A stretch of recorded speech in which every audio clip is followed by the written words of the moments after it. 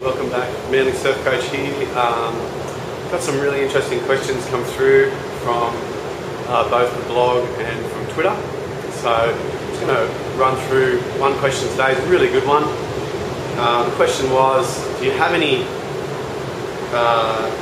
sort of beginner advanced lessons? And the question was, this person can catch waves in the whitewater and pop up and turn in the whitewater, but wants to know what is the next step to moving on to catching green waves.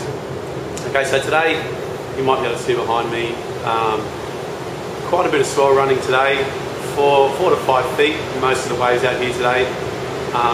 So for someone that's catching waves in the whitewater to move into the green waves, today is obviously a really daunting sort of task, and that's I guess where this question's come from.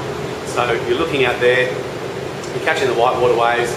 You want to get out there where everyone else is, and to be honest, it's terrifying. So, first of all, well done. You're out there, you're catching the whitewater, you're getting to your feet, half the battle is over. Jumping to your feet is definitely a difficult part of surfing, but I'd have to say that learning to catch the wave, the green wave is what we're talking about, learning to catch that green wave at the right moment is, I think, the hardest thing for a beginner surfer, because there's so many elements involved. First of all, you've got timing. So timing of when to start paddling. Okay, then also you've got your position in the lineup. So we're not talking out the back beyond the break where there are no waves breaking. We're talking about the lineup, and the lineup simply is where all the other surfers line up to catch the wave. That's why it's called the lineup. Now the lineup is where the shallower part of the sandbar, reef, or whatever you're surfing on begins, where those waves start to become steep, where they stand up. We call that the lineup because everyone lines up there to catch the wave. Now, your position in the lineup is going to determine whether or not you need to go early, late, or you can let the wave come to you. So it's a bit tricky. And this is why I think it's the hardest thing to learn when you're starting out. You've got to sit there, you've got to let the wave come to you, and then you've got to decide when you go. Now, these are a couple of basic scenarios of things you might be doing that are catching you out.